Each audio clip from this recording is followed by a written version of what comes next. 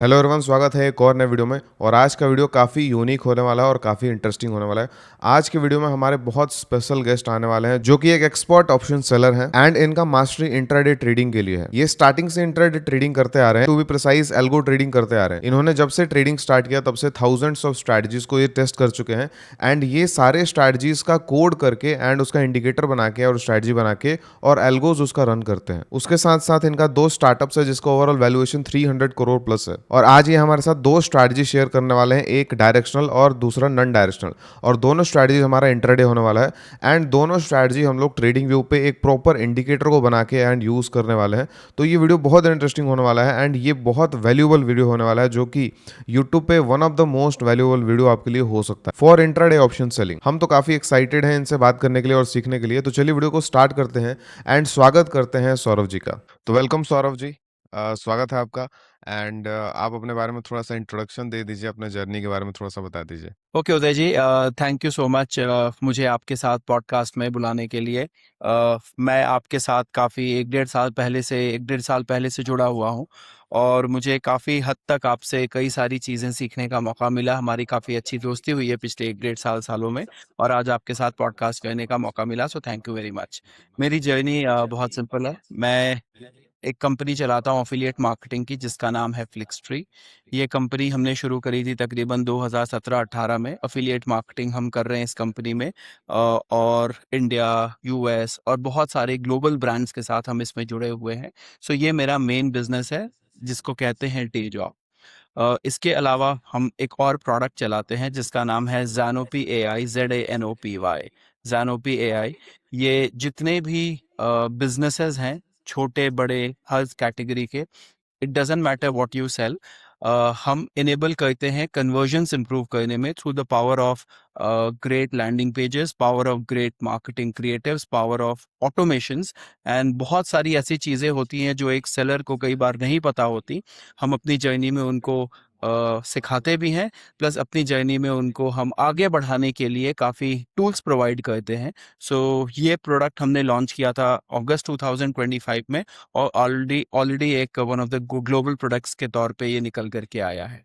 So from a profession stand point, मैं एक story teller या मार्केटर बाय हार्ट हूँ। हॉबी वाइज मैंने प्रोग्रामिंग शुरू की तकरीबन 6-7 साल पहले और उसके बाद इंटरेस्ट मेरा प्रोग्रामिंग में बढ़ता गया और कई सारे इंटरेस्टिंग प्रोग्राम्स एंड स्क्रिप्ट्स मैंने लिखे। और in terms of passion, I think anything जहाँ पे टेक्नोलॉजी इनेबल कर सकती है किसी भी सूत्र को, वो मेरा पैशन है। बढ़िया बढ़िया। तो थोड़ा सा ट्रेडिंग जर्नी के बारे में बता दीजिए कि आप मतलब ट्रेडिंग स्टार्ट कब से किए थे, पूरा स्टार्टिंग से कि आपका पहले लॉसेस हुआ, फिर क्या क्या चीजें आप एक्सप्लोर किए एंड एवरीथिंग।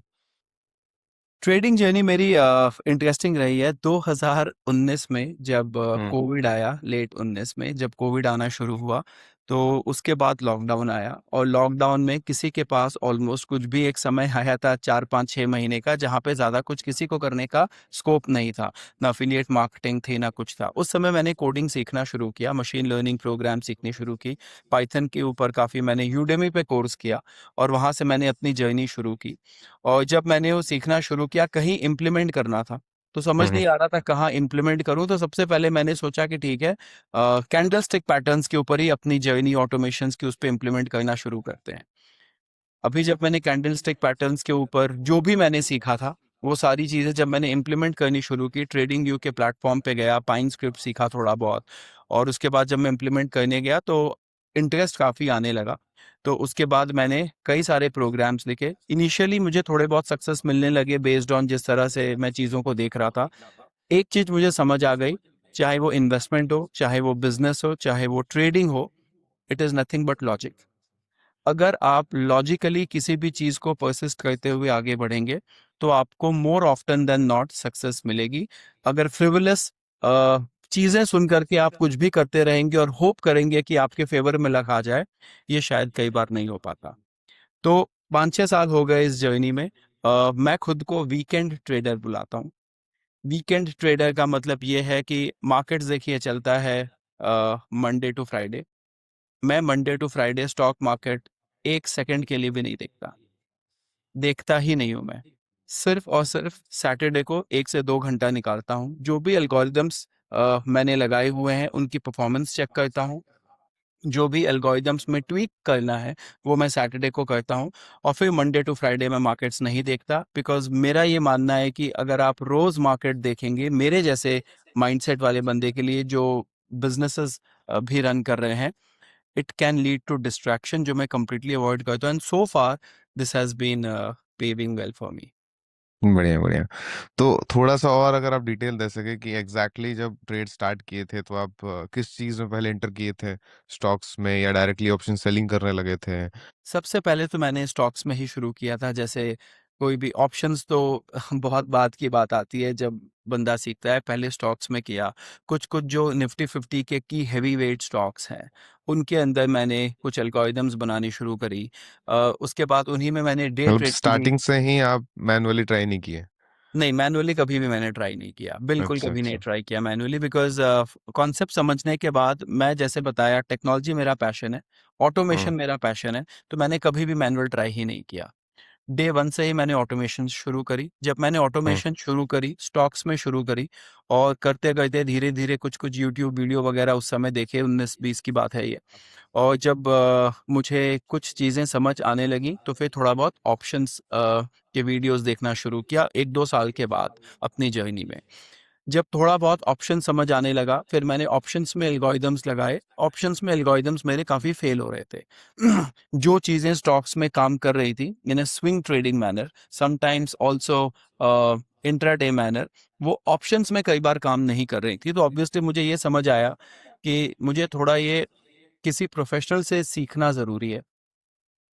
और जब मैं प्रोफेशनल से सीखने के लिए इस जर्नी में आगे बढ़ रहा था, तो मुझे आपका चैनल काफ़ी पसंद आता था।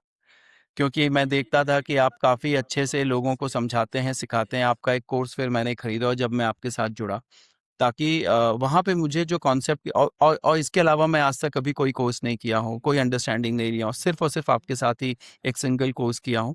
और आपके सारे दर्शकों को मैं डेफ़िनेटली बताना चाहता हूँ कि और कोई कोर्स की ज़रूरत ही नहीं पड़ेगी, क्योंकि आप जिस लेवल पे, जिस तरीके से जाकर के, जिस पैशन के साथ आप अपने लेक्चर्स को डिलीवर करते हैं, मुझे काफ़ी उसमें इंटरेस्ट आया। और फिर जो जो कॉन्सेप्ट्स मैंने आपसे सीखे, उनमें आपको जैसे पता है, मैंने सिर्फ एक या दो ही कॉन्सेप्ट्स पिक किया। आप बहुत सारे स्ट्रैटेजीज सिखाते हैं। मेरा मानना है कि एक आदमी सब करने की कोशिश करेगा तो कुछ भी नहीं कर पाएगा। तो एक या दो कॉन्सेप्ट्स मैंने आपसे सीखे, उन्हीं दो कॉन्सेप्ट्स के ऊपर मैं डेवलप करता रहा, डेवलप करता रहा, डेवलप करता रहा, और इवेंचुअली अपने कॉन्सेप्ट्स भी क्लियर होते गए, फिर अपनी भी एल्गोरिदम्स बननी शुरू हुई। और अगर आप मुझे देखें तो पूछें अगर, तो शायद ओवरऑल इनिशियल जर्नी में हर आदमी लॉस करता है। अपनी रिस्क एपेटाइट के साथ आपको बढ़ना चाहिए। जितना भी आप लॉस कर रहे हैं, मैं कहता हूँ वो एक लर्निंग कॉस्ट है। वो कॉस्ट आई थिंक हर एक ट्रेडर को देना पड़ता है, एंड उसके बाद जब वो लर्निंग कॉस्ट रिकवर होनी शुरू होती है, तो आई थिंक फिर और मजा आने लगता है इस जर्नी में। बहुत बढ़िया। तो स्टार्टिंग में जैसे आप स्टॉक्स का बात कर रहे थे कि स्टॉक्स को ऑटोमेट कर रहे थे 19-20 में, तो वो कैसे करते थे उस समय? क्योंकि उस समय तो ये platforms algo test and all नहीं थे। तो उस समय क्या प्रोसेस था आपको ये स्टॉक्स का स्विंग ट्रेडिंग ऑटोमेट करने के लिए या इंट्राडे? नहीं, ट्रेडिंग व्यू बहुत अच्छा टूल है उसके लिए। प्लेटफॉर्म्स की हम्म। जरूरत नहीं होती, क्योंकि ट्रेडिंग व्यू में क्या होता है कि आप डायरेक्टली ब्रोकर्स में ऑर्डर्स प्लेस कर सकते हैं, फिर फायर्स अच्छा, वगैरह। ट्रेडिंग व्यू से हाँ, फायर्स में, अच्छा। हाँ, फिर फायर्स वगैरह आपके अच्छे प्लेटफॉर्म्स है, जो आई थिंक 21-22 के आसपास की मैं बात कर रहा हूँ। उन्होंने अपनी ऑलरेडी इंटीग्रेशन शुरू कर दी थी वेब हुक्स के साथ। तो ट्रेडिंग हम्म में जब भी एक अलर्ट पैदा होता था, तो उसके बाद वो डायरेक्टली वहाँ पे लग जाता था। फिर जैसे जैसे टाइम बीतता गया, ये सारे प्लेटफॉर्म्स में अपनी एपीआई एक्सपोज करनी शुरू कर दी। तो फिर मैं उनकी एपीआईज कंज्यूम करता था। अपने खुद के पाइथन के कुछ ट्रिगर्स होते थे, जो उन एपीआईज को हिट करके एल्गोरिदम्स के थ्रू ऑर्डर प्लेस करते थे। एंड आई थिंक यही टाइम था जहाँ पे एल्गोरिदम काफ़ी पिक करना शुरू हुआ। फिर सारे प्लेटफॉर्म्स, एल्गो टेस्ट एंड काफ़ी सारे उसके बाद आने शुरू हो गए, जिन्होंने ऑटोमेशंस को और इजी बना दिया। तो ऐसा नहीं है कि नहीं था, हमेशा से था। ट्रेडिंग व्यू की alerts and web hook system I think काफ़ी सालों से है। तो वो तो है। है हम्म। मैंने जो भी किया है उन्हीं के थ्रू किया है शुरू में। बढ़िया। तो अभी जैसे आपका जो स्टार्टअप्स है, जो दो स्टार्टअप्स है आपका, एक एफिलिएट मार्केटिंग और ये है, इसके बारे में भी थोड़ा सा आप बताइए कि आप कैसे स्टार्ट किए थे और क्या आपका जर्नी जो है चल रहा है, थोड़ी डिटेल में। जी, बिल्कुल। मैं 2017 में एफिलिएट मार्केटिंग की कंपनी फ्लिक्सट्री शुरू करी। ये भी काफ़ी मैं बोलूँगा बाई चांस शुरू हुआ है, क्योंकि मेरा पैशन जैसे मैंने बताया टेक्नोलॉजी था। मैं अपने 2 को-फाउंडर्स के साथ मिला और हमने सोचा कि एक कंटेंट डिस्कवरी प्लेटफ़ॉर्म बनाएँगे। उस समय उस ज़माने में नेटफ्लिक्स वगैरह नहीं हुआ करते थे और हमें था कि बहुत इंटरेस्टिंग कंटेंट बहुत सारी जगहों पे आ रहे हैं, तो लोगों को डिस्कवर करवाने के लिए कंटेंट डिस्कवरी प्लेटफ़ॉर्म बनाएँगे। जिसका नाम हमने फ्लिक्सट्री रखा और एक कंटेंट डिस्कवरी ऐप के साथ हमने ये बिज़नेस शुरू करी। ये बिज़नेस थोड़ा बहुत ग्रो हो रहा था, बट इसमें मोनेटाइज़ेशन नहीं हो रहा था। एड्स के थ्रू हम मोनेटाइज़ करते थे, पर मोनेटाइज़ेशन हो नहीं रहा था कुछ ख़ास। तो फिर हम उसमें अपनी जर्नी को इवॉल्व करते गए, पिवट्स लेते गए और इवेंचुअली हमने ये रियलाइज़ किया कि जब तक हम एड्स के ऊपर से भरोसा करेंगे मोनेटाइज़ करने के लिए, तब तक शायद ये बिज़नेस हम ब काफ़ी बड़ा नहीं बना पाएँगे। तो फिर हमें हमें लगा कि कुछ ट्रांज़ैक्शन का फ़ोकस लाना पड़ेगा। तो कंटेंट फिर हमने खुद बनानी शुरू करी और उसके बाद उस कंटेंट के अंदर हमने कुछ प्रोडक्ट्स को प्रमोट करना शुरू किया, जिसको एफिलिएट मार्केटिंग बोलते हैं, जैसे आपको पता है। तो जब हम्म। हमने कंटेंट खुद बनाया और उन कंटेंट के अंदर जब प्रोडक्ट्स को प्रमोट करना शुरू किया, लोगों ने प्रोडक्ट खरीदना शुरू किया, तब हमें दिखने लगा कि एज़ कंपेयर्ड टू एड्स या एडसेंस या एडमॉब या जिस भी के थ्रू अगर आप मोनेटाइज़ कर रहे हैं, वर्सेस एफिलिएट मार्केटिंग जहाँ आप कमीशन ले रहे हैं, मोनेटाइज़ेशन हमें ज़्यादा मिल रहा था। बट कंटेंट बनाने का कॉस्ट काफ़ी ज़्यादा था। तो फिर हमने अपनी फर्स्ट एआई एल्गोरिदम्स बनाई, जहां हम वीडियोस एआई के थ्रू बनाना शुरू करते थे। जब एआई उतना पॉपुलर भी नहीं था, हम उस जमाने की बात कर रहे हैं। तो हमने वीडियोस एआई के थ्रू बनानी शुरू करी उसी समय। हमने काफ़ी चीज़ें ऑटोमेट करी उस समय और करके उसी के अंदर फिर हम प्रोडक्ट्स बेचते थे। फिर आया आपका कोविड का टाइम और कोविड के टाइम में फिर हम कंप्लीटली एड्स बिजनेस से बाहर निकल गए और प्योरली एफिलिएट मार्केटिंग में घुस गए, जहाँ पे फिर हम अलग-अलग आर्टिकल्स लिखते थे, सिर्फ वीडियो पे फोकस नहीं करते थे। अलग-अलग आर्टिकल्स लिखते थे, प्रोडक्ट्स के रिव्यूज़ लिखते थे, उन प्रोडक्ट के रिव्यूज़ के ऊपर हम ये प्लेस करते थे। ओवरऑल कारवां बढ़ता चला गया। कई सारे रिव्यूअर्स, इन्फ्लुएंसर्स, पब्लिशर्स हमारे साथ जुड़ते गए। कई सारे नए ब्रांड्स हमारे साथ जुड़ते गए और इवेंचुअली फिर हमने ये रियलाइज़ किया कि ये बिज़नेस काफ़ी बड़ा हो सकता है जब मेरे जैसे कई सारे लोग मिल करके कई सारे ब्रांड्स के साथ फ़ोकस करके अपना काम आगे बढ़ाएँ। तो उसको हम नेटवर्क कहते हैं। तो हमने फिर एक एफिलिएट मार्केटिंग नेटवर्क के तौर पे इसको 5-6 साल पहले काफ़ी बड़ा एक शेप दिया और उस नेटवर्क में आज हमारे पास ग्लोबली जितने भी बड़े नाम आप पकड़ लें, सारे ही के साथ हम किसी न किसी तरह जुड़े हुए हैं। Marriott hotels, Walmart, eBay, Adobe, Surfshark या फिर इंडियन कई सारे ब्रांड्स की बात कर लें, हम सबके साथ किसी न किसी तरह जुड़े हुए हैं by providing affiliate marketing services to them. तो ये टीम अभी काफ़ी बड़ी हो गई है, तकरीबन 60-70 लोगों की टीम है in India, in US, in APAC, in Singapore, in Dubai. और ये वाला जर्नी हमारा एफिलिएट मार्केटिंग का इस तरह से आगे बढ़ रहा है। जब हम बढ़िया बढ़िया। हम्म। जो दूसरी स्टार्टअप है ज़ैनोपी, जब हम एफिलिएट मार्केटिंग बिजनेस जब हम स्केल कर रहे थे, तो उसमें हमने ये देखा कि लैंडिंग पेजेस के बिना, एक अच्छा लैंडिंग पेज के बिना कोई भी प्रोडक्ट को सेल करना बहुत डिफिकल्ट है। और जितने भी हमारे पार्टनर्स थे वो अच्छी लैंडिंग पेजेस बना नहीं पा रहे थे, या बना भी रहे थे तो दूसरों को कॉपी कर करके बनाने की कोशिश कर रहे थे। तो फिर हमने एक AI powered landing page generator which is trained on 10,000 plus successful pages, यानी 10,000 प्लस सक्सेसफुल लैंडिंग पेजेस के ऊपर ट्रेन किया हमने अपने एआई मॉडल को। उसके थ्रू आज हमारे लैंडिंग पेजेस बनते हैं। बनने के बाद जो एडिटिंग है वो हमने एकदम कैनवा जैसा एडिटिंग बना दिया है कि कोई किसी को कोई कोड डालने की, कोई ड्रैग ड्रॉप कुछ करने की जरूरत नहीं है। आपको अगर कंप्यूटर यूज करना आता है तो आप पेज को एडिट करके, अपनी लैंडिंग पेज को एडिट करके डिप्लॉय कर पाएंगे। होस्टिंग अनलिमिटेड होस्टिंग फ्री है।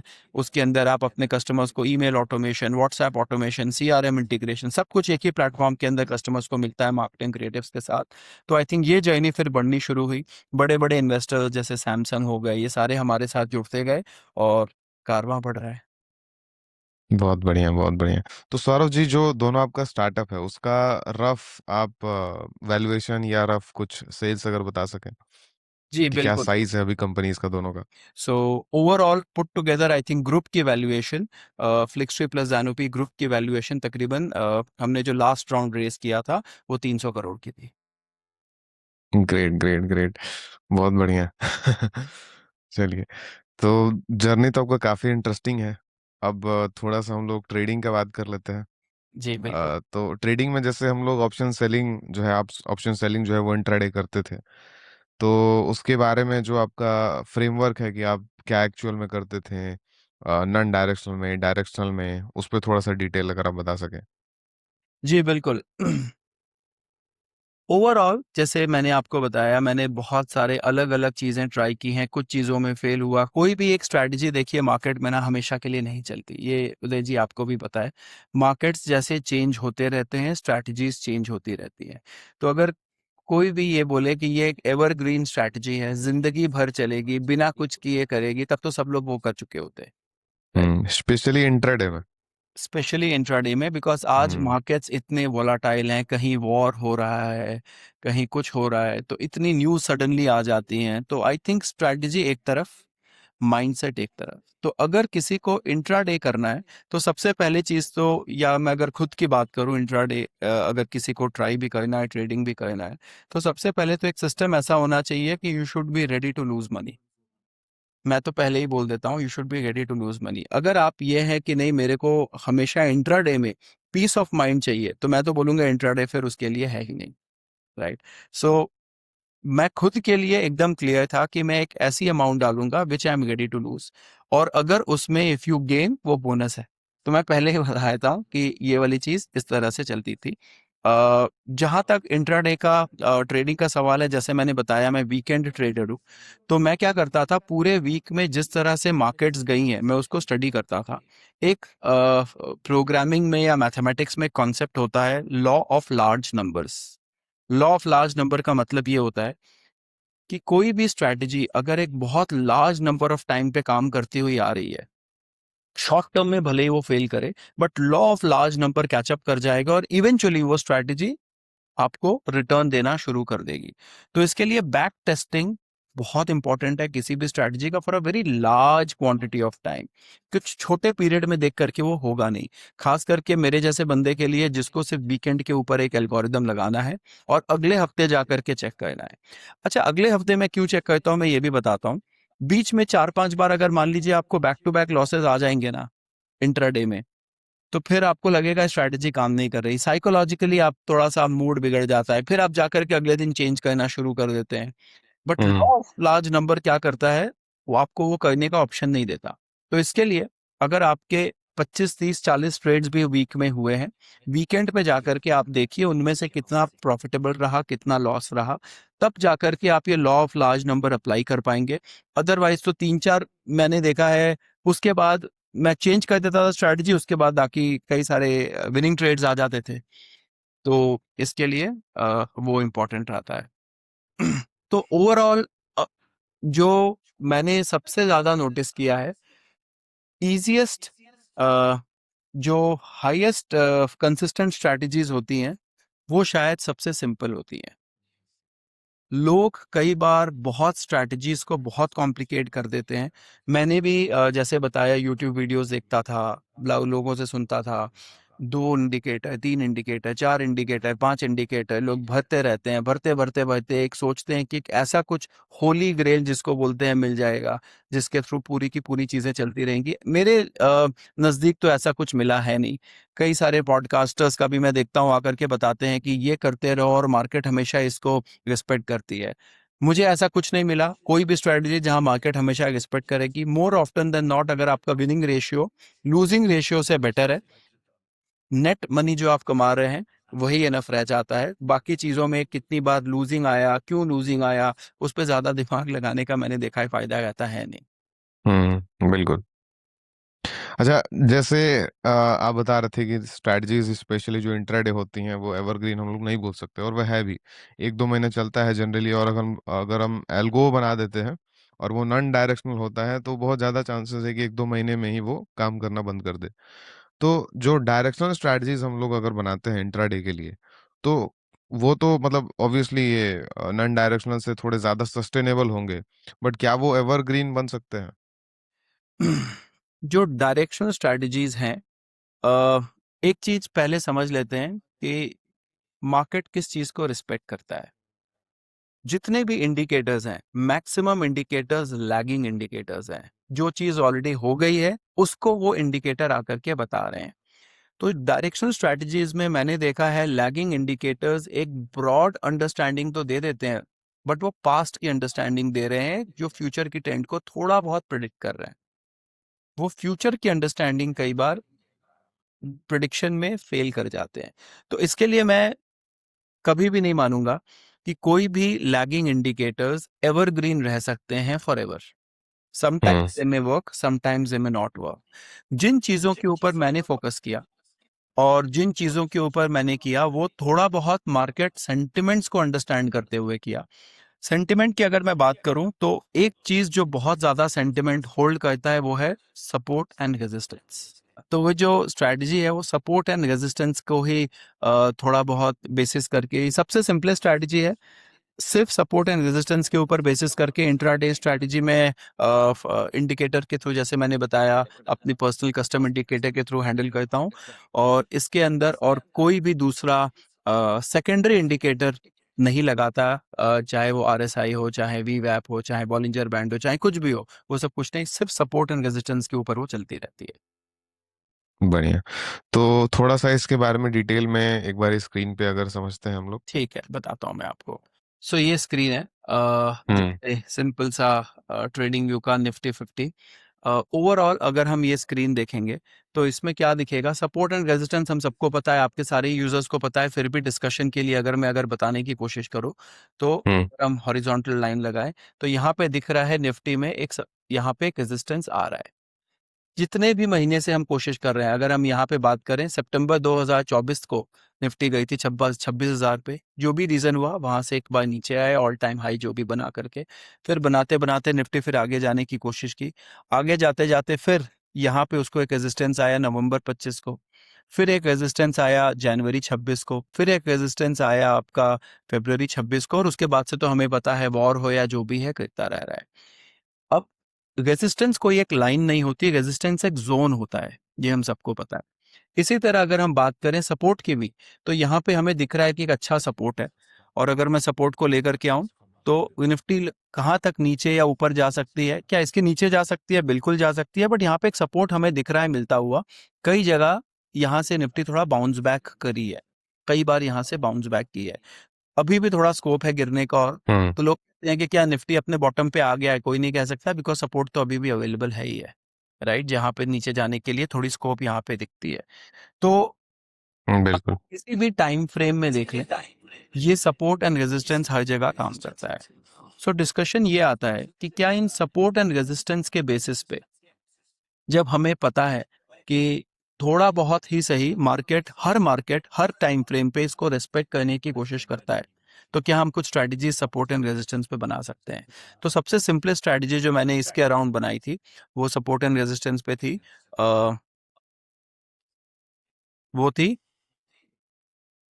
ये, अगर आप देखें तो ये एक सपोर्ट एंड रेजिस्टेंस का बैंड है, जहां हम क्या कहते हैं, ये जो टॉप लाइन है ये पिछले 15 बार का हाईएस्ट हाई है। हम्म। सो पिछले लुक बैक बार्स, जिसको मैं 15 बुलाता हूं, अगर ये 1 मिनट की चार्ट की हम बात करें तो पिछले 15 मिनट में इंट्राडे के लिए ये रेलिवेंट है। स्विंग के हम्म। लिए आप 1 मिनट का चार्ट नहीं देखेंगे, इंट्राडे के लिए हम्म। 1 मिनट का चार्ट। पिछले 15 बार आप देखते हैं, और उस 15 बार में आप ये देखते हैं कि निफ्टी ने जो हाईएस्ट हाई बनाया वो कितना बनाया। तो ब्लू लाइन रिप्रेजेंट करता है पिछले 15 बार का हाईएस्ट हाई, वो अपना नीचे हम्म। ऊपर होता रहता है। येलो बार रिप्रेजेंट करता है पिछले 15 बार्स का या पिछले 15 मिनट का लोएस्ट लो। तो लोएस्ट लो और हाईएस्ट हाई एक तरह से सपोर्ट और रेजिस्टेंस का काम कर रहे हैं, एक तरह से। बट आप देख रहे हो कई बार ब्रीच होता रहता है, ऐसी बात नहीं है कि वो ब्रीच नहीं हो रहा, वो अपना आराम से दिन भर में ब्रीच होता रहता है।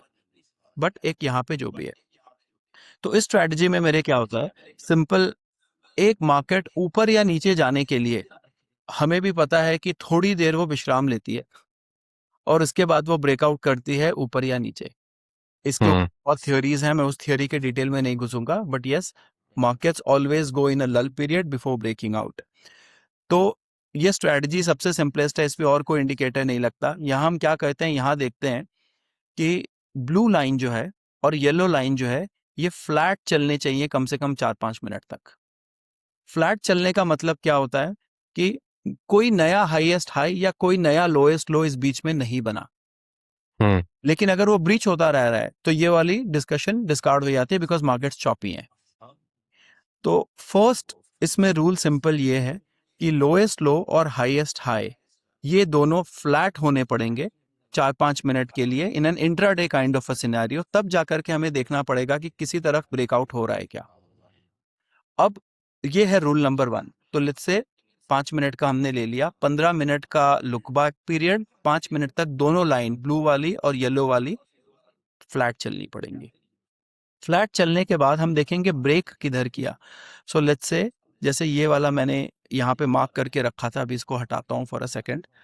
अभी ये देखिए यहाँ पे 1 बार, 2 बार, 3 बार, 4 बार, 5 बार ये फ्लैट चले जा रहे हैं। फ्लैट चलते चलते नीचे की तरफ ये ब्रेक हुआ, which means lowest low break हुआ, एंड जो हाईएस्ट हाई है ब्लू वाली लाइन उसमें भी नीचे की तरफ ही गिरावट आई, नहीं भी आई तो कोई प्रॉब्लम नहीं थी, बट नीचे की तरफ गिरावट आई। तो ये हम मार्क कर लेते हैं ये वाली इस स्ट्रेटजी में जोन, कि ठीक है, एक इंडिकेशन आई है कि शायद market after a lull period थोड़ा नीचे जाने की कोशिश कर रही है। द मोमेंट इसको फिर वो नीचे ब्रेक करती है, उस समय आप ट्रेड में एंटर लेते हैं। तो अगर मैं सिंपल इसको ये बताऊं, यहाँ पे मार्केट ने ब्रेक किया और आप इसके लो पे ट्रेड में एंटर लेते हैं। तो जब आप ट्रेड में लो पे एंटर लेते हैं तो यहाँ पे आपने एंटर लिया। एग्जिट कब लेना है, जब भी, क्योंकि आपने येलो लाइन जिसको सपोर्ट लाइन बोलते हैं वो टूट गई है। तो एग्जिट कब लेना है, जब लोएस्ट लो की लाइन ऊपर जाने का एक भी इंडिकेशन दिखा रही है। तो अगर आप देखें यहाँ से एक ऊपर गई है ये परफेक्ट। 2 मिनट ऊपर गए, यहाँ पे हम एग्जिट कर जाते हैं। अब क्या, आपने 53 पॉइंट्स आपके फेवर में गया over a period of 49 bars. 49 बार का मतलब अगर आप 1 मिनट की बात करें तो 49 मिनट के बाद आप एग्जिट किए। तो ये 49 मिनट का आपको एक थीटा डीके भी मिला, क्योंकि आप ऑप्शन सेलिंग कर रहे हैं, plus at the same time आपको 53 पॉइंट्स का एक फायदा भी मिला डायरेक्शनल सेलिंग में। सो डायरेक्शनल, तो यहाँ पे हाँ हम जी, लोग सिंपल स्प्रेड या नेकेड सेल कर सकते हैं, दोनों भी, मतलब दोनों में से कोई भी कर सकते हैं। हाँ, दोनों में से कोई भी कर सकते हैं, क्योंकि इसमें ना स्टॉप लॉस इतने छोटे होते हैं, क्योंकि द मोमेंट अगर आपका ट्रेंड गलत साबित हो गया तो ये जो येलो लाइन है आपकी एकदम से ऊपर चली जाएगी, एकदम से ऊपर जाती है आप एग्जिट कर जाएंगे। हम्म राइट, तो इसमें ऐसा नहीं रहेगा कि आप काफी देर तक एक्सपोज रहेंगे।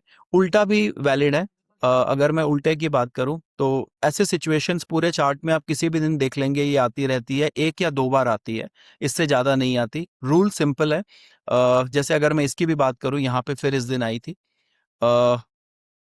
Flat line blue, flat line yellow, flat line, flat line, flat line, flat line, flat line, यानी मार्केट अभी काफी कंसोलिडेट कर रहा है इस पीरियड में।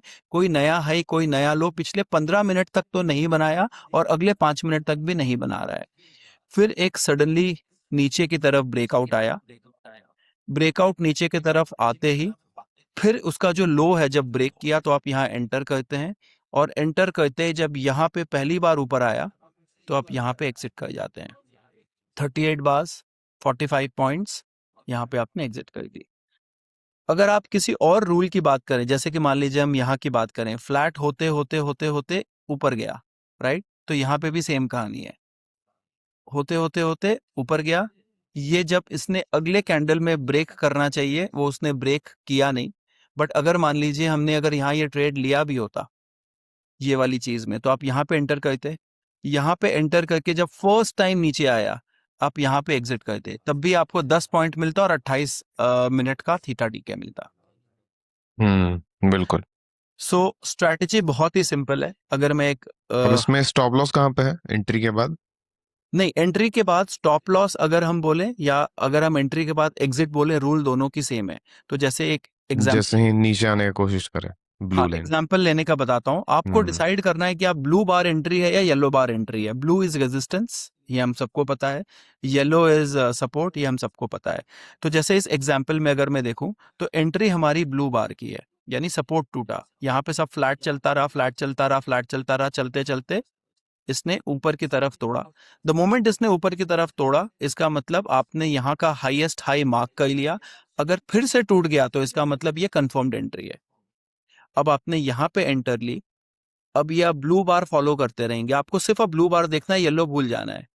जिस भी समय ब्लू पहला छोटा कर देगा, जैसे इस एग्जाम्पल में अगर मैं देखूं, तो ये यहां से लेकर के पहली बार जब ब्लू नीचे आया, अभी भी देखिए ऊपर जाए जा रहा है, ऊपर जाए जा रहा है, क्योंकि ट्रेंडिंग मार्केट है, तो आप इसको एंजॉय करते रहेंगे। लेकिन यहाँ पे अगर आप देखिएगा तो पहली बार वो नीचे आ गया यहाँ तक।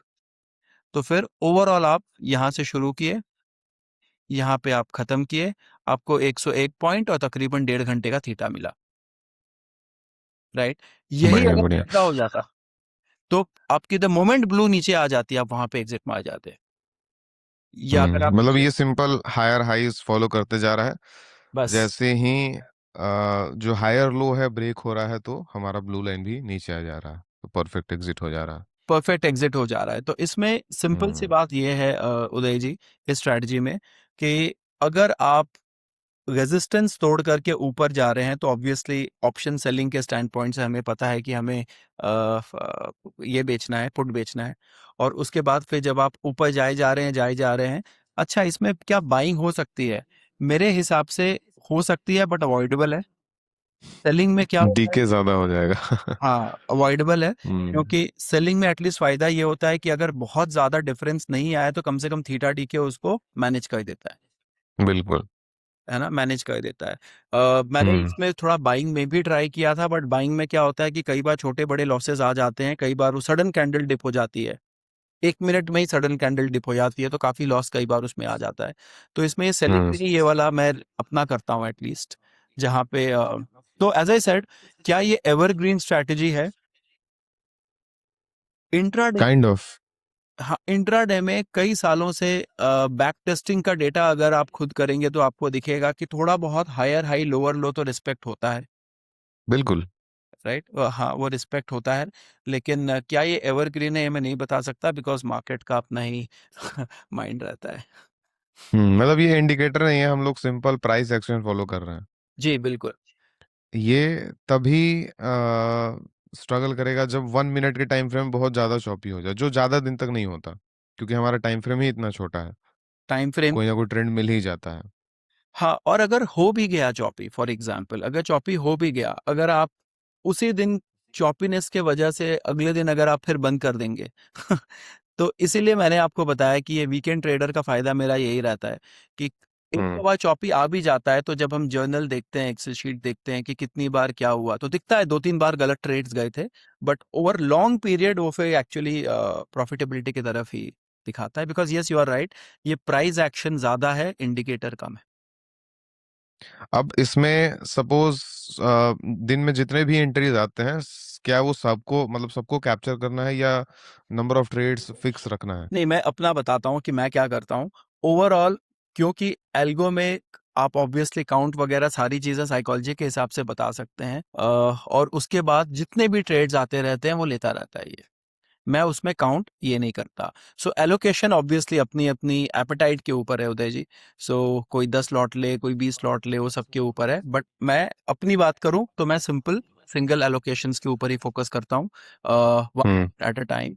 और जनरली ऐसा नहीं होता कि उल्टी डायरेक्शन की, ऐसा कभी भी नहीं होगा कि उल्टी डायरेक्शन की ट्रेड साथ में साइमल्टेनियसली आ जाएगी, क्योंकि ये जो हमारा बार है, क्योंकि हमने सिर्फ 15 मिनट की उसको ये दी है, लीवे दी है, फ्लेक्सिबिलिटी दी है, तो 15 मिनट में अगर वो डायरेक्शन चेंज हो रहा है तो बहुत जल्दी बता देता है कि आपका हाई हाई या लोअर लो चेंज हो चुका है। बिल्कुल।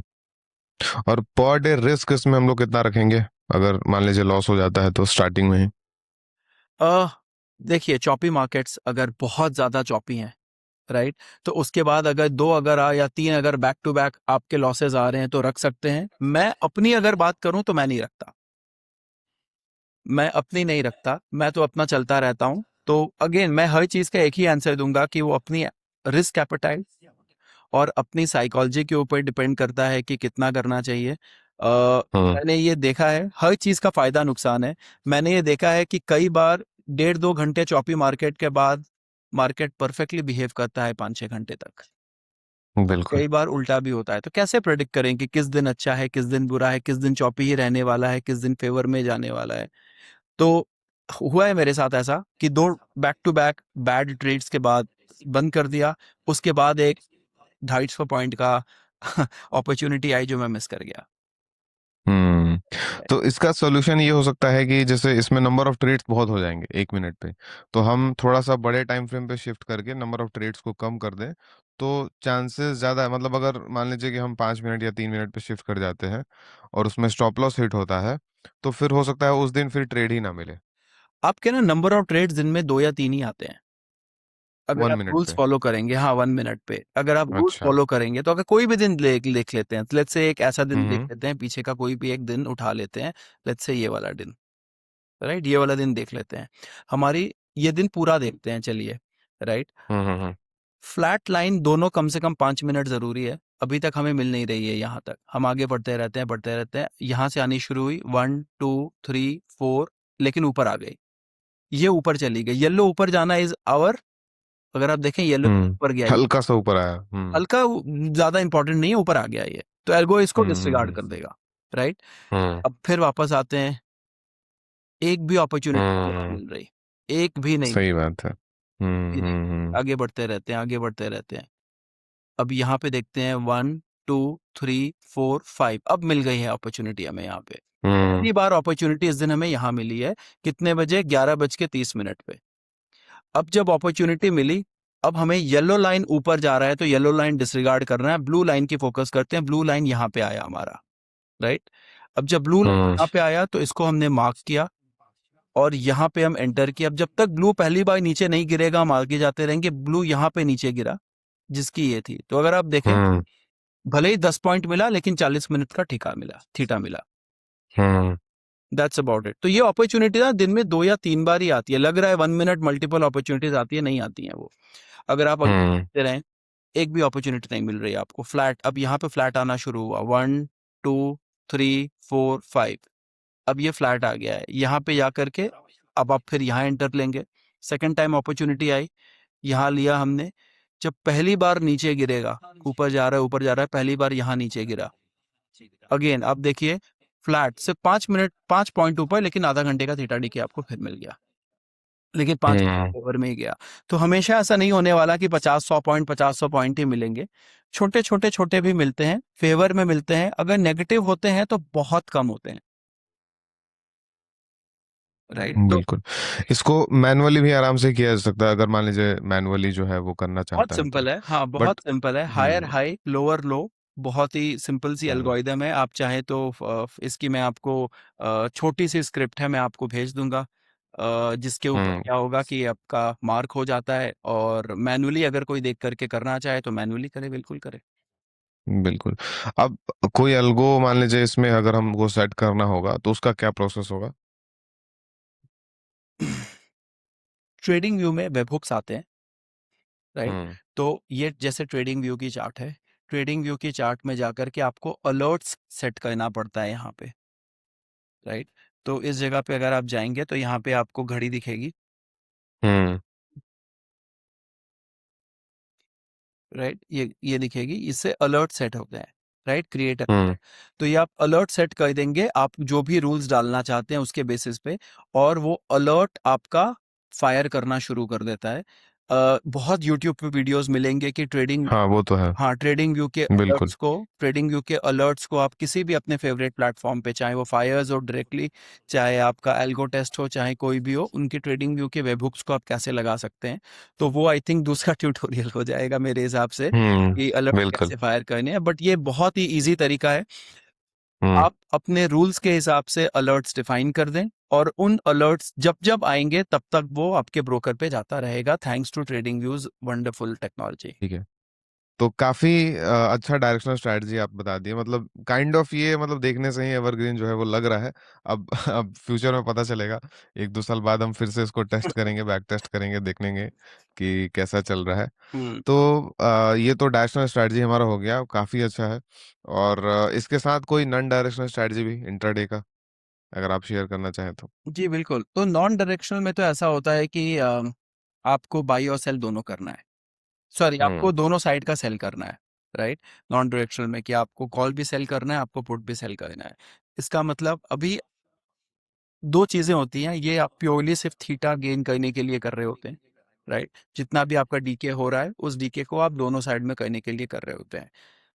हम्म।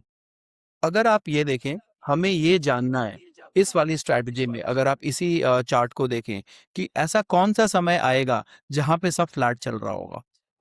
हमें नहीं पता, और चॉपी मार्केट्स आजकल इतने ज्यादा है, फ्लैट चल रहा होगा।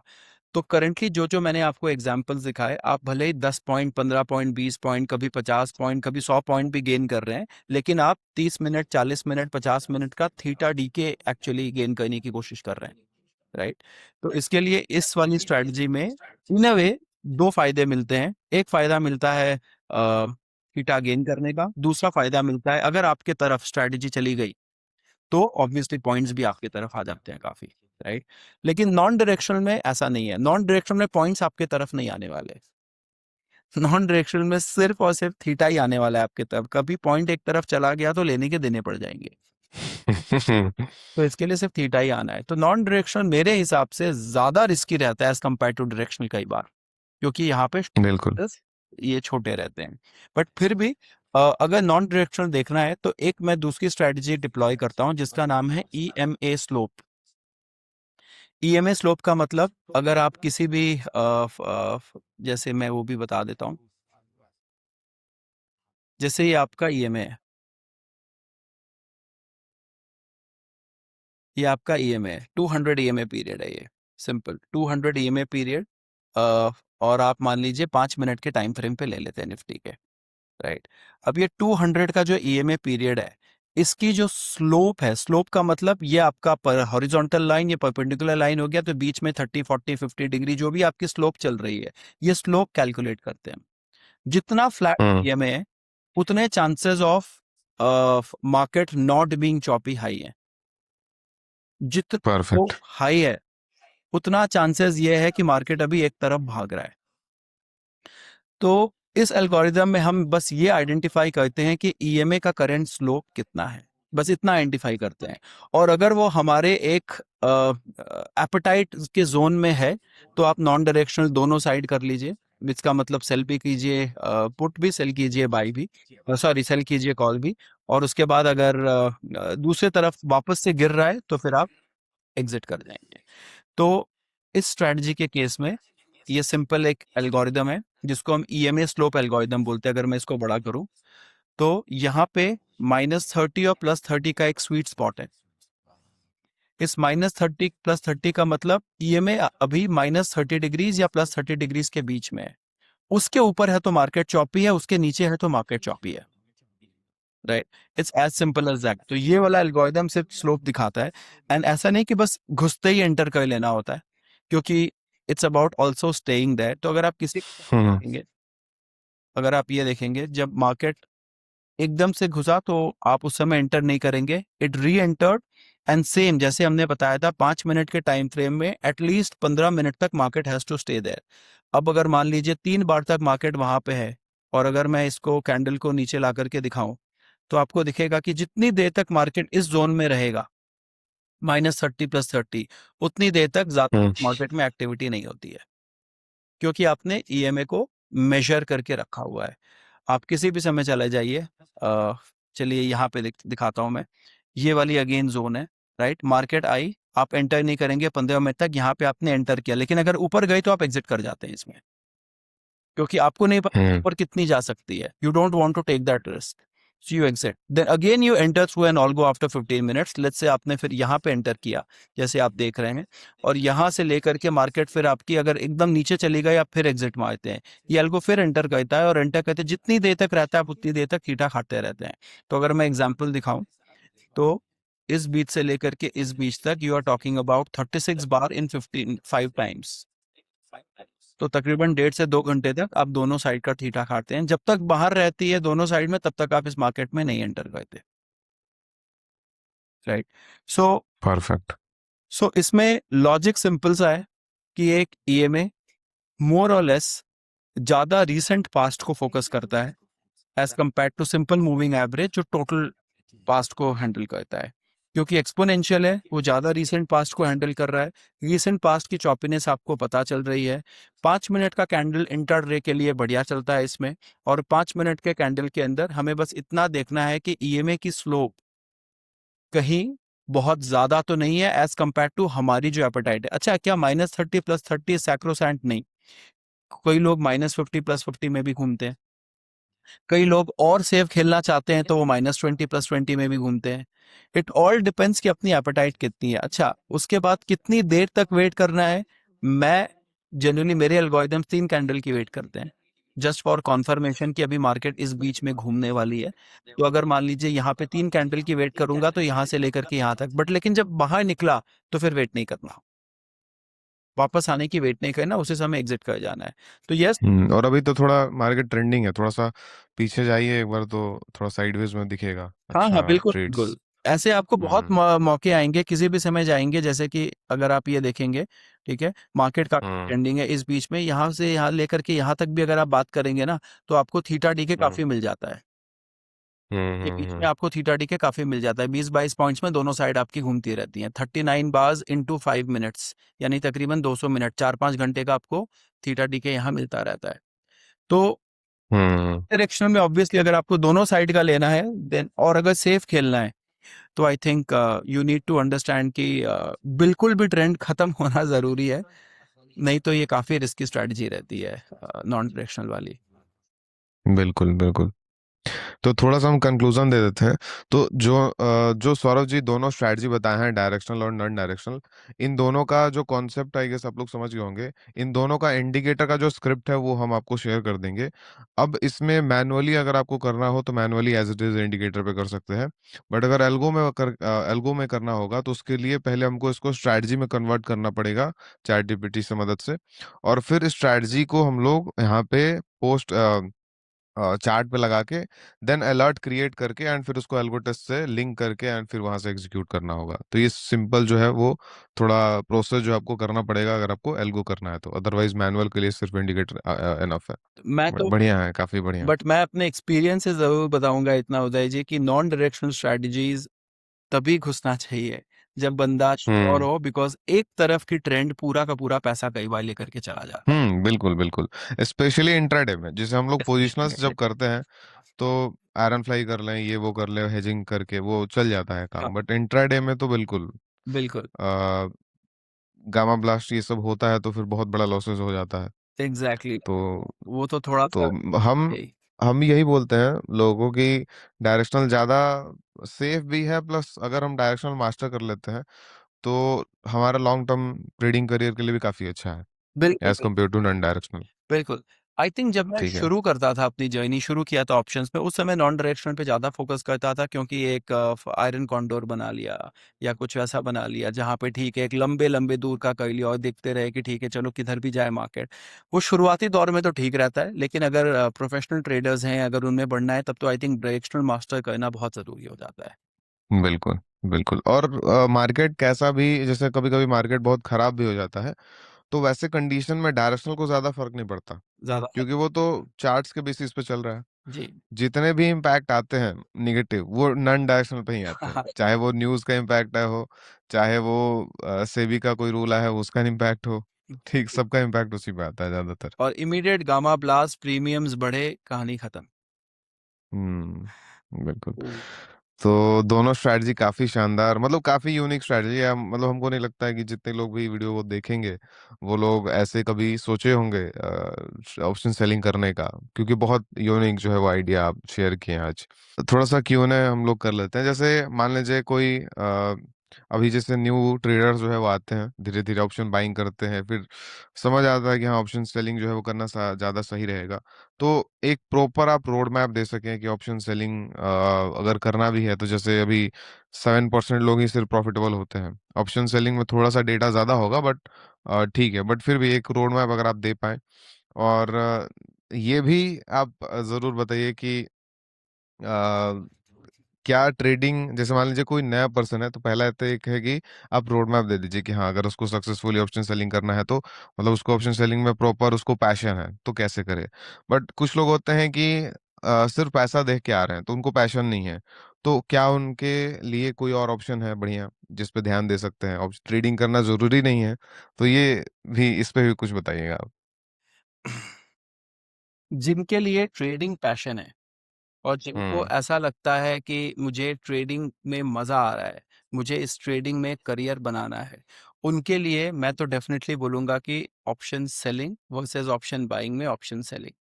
अगर सिंपल सी बात मैं ये करूँ, ऑप्शन सेलिंग सीखने के लिए मैंने ये देखा है मैं डेटा वाला मैं बिलीव करता हूँ। अ, आधे से ज़्यादा लोग जो ऑप्शंस में रहते हैं, शायद आधा भी मैं कम ही कह रहा हूँ, अंडरस्टैंडिंग उनकी थीटा, गामा, ग्रीक्स की नहीं होती। और हम्म। यूट्यूब पे देखता हूँ लोग ये कहते भी अरे ये सब छोड़ दो, इस पे फोकस करो स्ट्रैटेजी पे। वो कभी भी लॉन्ग टर्म में पैसे नहीं बना पाएंगे।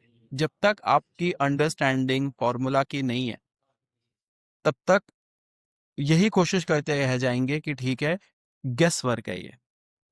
और उस गेस वर्क को अगर निकालना है तो ऑब्वियसली हमें सोर्स में जाना पड़ेगा टू अंडरस्टैंड कि होती क्या है। तो मैं सबसे पहले बोलूँगा, अगर आपका पैशन है और अगर आपकी अंडरस्टैंडिंग है कि नहीं मुझे ट्रेडिंग करके इसमें करियर बनाना है, तो जिसमें करियर बनाना है उसकी पकड़ पूरी होनी पड़ेगी। और ऑप्शन सेलिंग के स्टैंड पॉइंट से अगर मैं बोलूँ तो जितने भी ग्रीक्स हैं उसकी अंडरस्टैंडिंग होनी पड़ेगी, किस मार्केट सिनेरियो में आते हैं उसकी अंडरस्टैंडिंग होनी पड़ेगी। और आजकल तो इतने टूल्स आ गए हैं कि विद इन अ सेकेंड आपको ग्लोबल सेंटिमेंट्स के बारे में पता चल जाता है और आपका ग्लामा ब्लास्ट होने वाला है वो आपको पहले ही पता चल जाता है। तो अगर आप उन टूल्स को अगर आप फोकस करेंगे तो फिर आपको ये पहले ही पता चल जाएगा कि चलो चार्ट कुछ भी दिखा रहा हो, अब अभी एग्जिट करने का टाइम आ रहा है, क्योंकि ग्लोबली यहाँ पे कुछ अलग होने वाला है। तो वो आजकल स्प्लिट सेकेंड्स में ग्रॉक एपीआई वगैरह यूज करके सेंटिमेंट इमिडिएटली ट्विटर पे ट्रेंड करना शुरू हो जाता है, चीजें आनी शुरू हो जाती हैं। तो आई थिंक वो एक समझना जरूरी है। अगर कोई नया ट्रेडर है, जैसे आपने बोला, और अगर उसको ऑप्शन सेलिंग में करना है, easiest I would still say to begin with is very far off non directional, very far off। और दूसरा जो आप मंथली आपका जो एंटायर बटरफ्लाई है, आई थिंक वो वाला भी काफ़ी मैंने देखा है, मैंने खुद वो ट्राई किया था, वो काफ़ी अच्छा चलता है उदय जी आपका। तो I think these are the two strategies जो नए ट्रेडर की ऑप्शन सेलिंग जर्नी में, क्योंकि वो हेज्ड ऑप्शन सेलिंग है rather than naked option selling. जो डिस्कशन जिन चीज़ों के बारे में मैंने आज करी, तो मैं बोलूँगा कि पेपर ट्रेड या फिर बैक टेस्टिंग के थ्रू पहले इसको मास्टर करें। बिकॉज होता क्या है कि higher high and lower low, क्योंकि हम इंट्राडे में 1 मिनट के चार्ट में से 15 लोग बार कह रहे हैं, वो काफी ऊपर नीचे होता रहता है। आपकी अगर खुद पकड़ नहीं है और अगर आप टाइम इज एवरीथिंग, अगर आप डीले कर पंच कर रहे होंगे और ये डायरेक्शनल है, तो आप काफी हद तक पैसे लूज भी कर सकते हैं। तो आई थिंक ये वाली स्ट्रेटजीज जो होती हैं मेरे हिसाब से एल्गो के थ्रू बेटर चलती हैं। मैनुअल के थ्रू चलना थोड़ा सा मुश्किल रहता है, कई बार आपको आंखों के थ्रू लगता है कि ये शायद मीट कर गया कंडीशन, बट वो एक्चुअली मीट किया नहीं होता है। तो पता हम्म। चलेगा कि वो मीट किया या नहीं किया। तो इसलिए ये स्ट्रेटजीज आई थिंक एल्गो के स्टैंड पॉइंट से ही ज्यादा रेलिवेंट रहती हैं। अभी सब लोग ये एल्गो वाली स्ट्रेटजी जब लगाना शुरू कर देंगे तो क्या होगा, हो सकता है थोड़ी बहुत मार्केट चेंज हो सकता है थोड़ी बहुत चीजें सेम रहे, but more often than not मुझे फिर भी लगता है कि हायर हाई लोअर लो थोड़ा सेंटिमेंट्स मेंटेन करेगा। अब हम्म। और क्लोजिंग बेसिस पे अगर हम लोग करते हैं तो शायद उतना प्रॉब्लम नहीं आएगा। जैसे होता है ना कि लगता है कि एंट्री आ गया, वो जनरली एलटीपी पे होता है। क्लोजिंग पे देखें तो फिर हाँ, क्लियर हो जाता है थोड़ा सा। हाँ, कैंडल क्लोजिंग की आप बात कर रहे हैं। So hmm. Candle hmm. Closing is clear. कभी भी ऐसा नहीं होगा कि आपने 3:15 पे 3:10 का कैंडल क्लोजिंग देखा तो वो बाद में चेंज हो गया क्योंकि वो कैंडल क्लोज हो हम्म। चुका है, राइट। हम्म। लेकिन अगर आप फॉर्मेशन के टाइम पे उसको अगर हैंडल करने की कोशिश करेंगे तो वो नहीं हुआ है, वो ऊपर ऊपर तो नीचे होता रहेगा। तो बिल्कुल बिल्कुल। रीपेंटिंग। तो क्लोजिंग पे ही करना सही है, अगर मैनुअली कोई कर रहा है तो। अगर मैनुअली कर रहे एलटीपी हैं पे तो नहीं। हाँ, अगर मैनुअली कर रहे हम्म हैं तो क्लोजिंग ही बेटर है, क्योंकि वो फिर डेफिनेटिव है। थोड़ा कम पैसा मिलता है हम्म कई बार, लेकिन डेफिनेटिव रहता है वो। मतलब चेंज तो नहीं होगा। चेंज तो नहीं होगा एटलीस्ट, बाद में आप ये नहीं हम्म बोलेंगे ट्रेड हुआ क्यों, जब आपको दिख ही नहीं रहा है चार्ट पे कि ऐसी सिचुएशन आई थी। तो एक तो वो है। दूसरा, आपने जो बोला कि अगर किसी को ट्रेडिंग के अलावा ट्रेडिंग पैशन नहीं है, बाकी लेकिन चीज़ें हैं, तो बहुत सारी चीज़ें हैं। मैं जैसे बताया कि affiliate marketing as a company run करता हूँ। मैं ओवरऑल ज़ैनोपी एआई रन करता हूँ, जहाँ पे हम, it doesn't matter what you sell, to whom you sell. हमारे पास लैंडिंग पेजेस होती हैं, हमारे पास एड्स के मेथड्स होते हैं, हमारे पास मार्केटिंग क्रिएटिव्स होती हैं, ईमेल ऑटोमेशंस होते हैं, तरीके होते हैं जहाँ पे we can help you succeed in the journey. तो अगर आप नॉन ट्रेडिंग मेथड में करना चाहते हैं, तो आई थिंक अफिलिएट मार्केटिंग एक बहुत अच्छा रूट है। बहुत सारे प्लेटफॉर्म्स हैं जहाँ पे आप अफिलिएट मार्केटिंग करते हुए, दूसरे के प्रोडक्ट्स बेचते हुए अपनी कमीशन आप कर सकते हैं। बट उसके लिए फिर आपको एक चीज मास्टरी करनी पड़ती है, पेड एड्स की। अभी उदय जी, आप जैसे लोग हैं जो, वो भी ट्रेडिंग जैसा ही है। वो भी ट्रेडिंग जैसा ही है। अगर आप पेड एड्स में आपकी मास्टरी नहीं है, और आप पैसे फिर आप गूगल एंड फेसबुक को दिए जाएंगे, और आपका रिटर्न ऑन एड स्पेंड कम आता रहेगा। लेकिन अगर आपकी पेड एड्स में अच्छी मास्टरी है, टारगेटिंग आपको अच्छा पता है, कॉपी राइटिंग आपको अच्छे से आ गई है, तो आई थिंक ये एक ऐसी जर्नी है जहाँ पे एवरग्रीन आपको नए प्रोडक्ट्स आते रहेंगे, नए प्रोडक्ट्स आप नए कस्टमर्स तक बेचते रहेंगे। और मार्केट की सेंटिमेंट कुछ भी हो, वॉर नो वॉर कुछ भी हो, कोई ना कोई प्रोडक्ट कहीं ना कहीं आपका खरीदने के लिए दुनिया में कोई वेट कर रहा है। बहुत बढ़िया। तो जैसे ये चीज हमको भी लगता है कि जो सिर्फ पैसा देख के आते हैं ट्रेडिंग में, जिसको पैशन नहीं है, लगता है कि हाँ थोड़ा बहुत कुछ इनकम हो जाए, तो उसके लिए ट्रेडिंग के अलावा बहुत सारे ऑप्शंस हैं जिसमें 100x ज्यादा अपॉर्चुनिटी है ट्रेडिंग बिल्कुल है। से। बिल, तो बिल, और ये चीज आपको देख के कंफर्म हो जाता है। नहीं, चलिए वो तो है ना। चलिए एक बात है, बट ये डेफिनेटली है हम्म कि अगर कोई सिर्फ ये सोच रहा है कि ट्रेड कर लेंगे और ट्रेड करके एक फाइनेंशियल ट्रेडर एंड बहुत ही लैविश लाइफस्टाइल लीड कर लेंगे, इस रास्ते में उतार चढ़ाव मैं बोलूंगा ज्यादा है as compare to some other field. जहां भी उतार चढ़ाव है, ऐसी बात नहीं है कि किसी और फील्ड में एकदम इजी मनी तो कहीं नहीं होता, राइट। मेहनत हर जगह है, बट अंडरस्टैंडिंग अगर कहीं और डेवलप हो गई, तो यहाँ पे रात को सोए हैं, पोजीशंस ओपन है, न्यूज आ गई, कल सुबह क्या होगा, गैप अप गैप, वो सब कुछ प्रॉब्लम सुधर नहीं रहती। बिल्कुल बिल्कुल। तो कोई आप सजेशन देना चाहें हम सब कोई को, मतलब हमको जितने ऑडियंस हैं सब कोई को कोई सजेशन देना चाहें ट्रेडिंग से रिलेटेड, और एक ट्रेडिंग के अलावा भी कोई सजेशन। मेरा तो बस एक ही सजेशन रहेगा कि जिसमें घुसे ना पूरा घुस जाए। हाफ हार्टेड चीजों का रास्ते में या किसी भी चीज में कोई स्कोप नहीं है। हाफ नॉलेज आपको बाइट बैक ही करता है, आगे तो लेकर के नहीं जाता। तो जिसमें भी आपको घुसना है, उसमें लोग कहते हैं कि पैशन पेज यू ऑफ, उसमें आपको पैशन पैदा करना पड़ता है। और अगर आपको इंटरेस्ट आ रहा है, दिन रात एक करना पड़ता है, ताकि एक सिचुएशन ऐसी आती है जहां आपको लगता है कि हाँ, ये अब मैं समझ पा रहा हूँ। दूसरा, मैं एक चीज और बताऊंगा, डिस्ट्रैक्शंस दुनिया में बहुत हैं। इवन ट्रेडिंग में भी ये स्ट्रैटेजी छोड़ के दूसरी स्ट्रैटेजी, दूसरी स्ट्रैटेजी छोड़ के तीसरी, तीसरी छोड़ के चौथी, चलो वो क्योंकि हम सब ह्यूमन बींग्स में एक थ्रिल रहती है एंटिसिपेशन की, कि शायद अगला इससे भी बेटर है। ये जो सही बात है, सबका प्रॉब्लम है ये। सबका ये जो अगला इससे भी बेटर है वाली जो एंटिसिपेशन थ्रिल है ना, वो इंसान को कई बार काफी भटकाता है। और इवेंचुअली आप एक साल बाद देखेंगे, आप शायद वही हैं जहां आप एक साल पहले रह गए थे। तो इसको कैसे हैंडल करें, मतलब इसको आप कैसे हैंडल करते हैं। नहीं, बस एक ही तरीका है। अभी जैसे मैंने आपको बताया, शायद इससे 100 गुना बेटर ट्रेडिंग स्ट्रैटेजीज भी होंगी, बट मुझे जानना ही नहीं है। हम्म समंदर है। आप समंदर का पूरा पानी तो नहीं ले सकते ना, आपको तो डुबकी हम्म लेनी है या आपको एक घड़ा ही भरना है। तो इस समंदर में आप पूरा ले नहीं सकते, और जिसके पास जो है वो ठीक है, आपको अपना, हम्म बस अपना देखना है। तो उस हिसाब से मैं बोलूंगा कि समंदर भरने की कोशिश घर में ना करें, घड़ा भरें अपना। और हम्म आपसे अपॉर्चुनिटी मार्केट में चाहे वो ट्रेडिंग रिलेटेड हो, चाहे वो एफिलिएट मार्केटिंग रिलेटेड हो, चाहे वो ड्रॉप शिपिंग रिलेटेड हो, चाहे वो आपका D2C ब्रांड अगर आप कुछ बेच रहे हैं, चाहे वो SaaS कुछ सॉफ्टवेयर बेच रहे हैं। अपॉर्चुनिटीज बहुत हैं, मेथड्स बहुत हैं। जिस भी मेथड में घुसें, पूरा घुस जाएं, उससे और भी बेटर चीजें होंगी, बट ठीक है, नो प्रॉब्लम। बहुत बढ़िया। तो ये चीज तो हम आपसे मतलब आपको हम नोटिस किए स्टार्टिंग से ही कि आप एल्गोस बना रहे थे। तो आपसे अगर रोज बात होता था तो रोज इम्प्रूवमेंट आपका, जैसे आज कुछ बात हुआ, फिर कल बात होता था तो आप बोलते थे कि इसमें और इम्प्रूव हो गया। तो वो तो दिखता था कि आप एक चीज में जब एंटर करते हैं तो बहुत ज्यादा एंटर कर जाते हैं। एंड इस रीजन से ही मतलब यही सबसे बड़ा रीजन है सक्सेस का आपके, मेरे हिसाब से तो। एंड ये चीज अगर सब लोग फॉलो करने लगे तो बिल्कुल सक्सेस जो है वो मिल ही जाएगा। हाँ, मतलब बिजनेस में भी मैं देखता हूँ कि कई सारे स्टार्टअप्स होते हैं जिनके साथ मैं जुड़ा हूँ, मैं उनको मेंटर करता हूँ, ये होता है। सबको लगता है कि एक नया फीचर ऐड कर देंगे तो शायद मेरा प्रोडक्ट चल जाएगा better.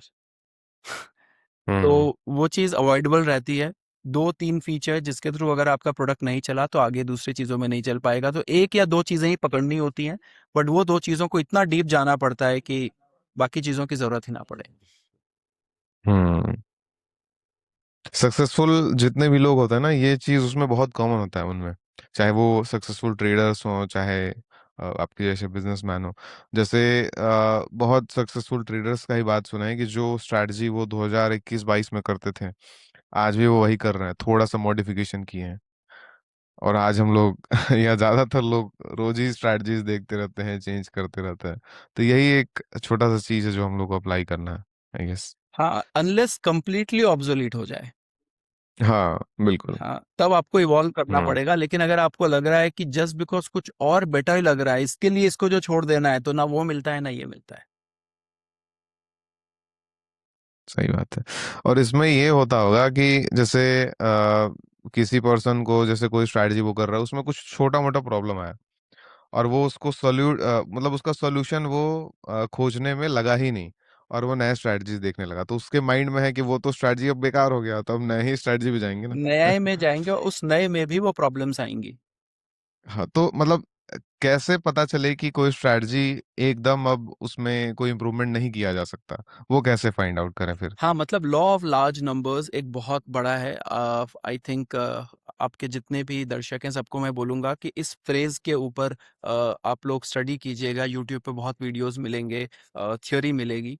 Law of large number simple ये कहता है कि अगर लेट्स से लार्ज नंबर को अगर हम डिफाइन कर दें 100, तो पिछले 100 टाइम्स ये वाली स्ट्रैटेजी कैसे परफॉर्म की थी।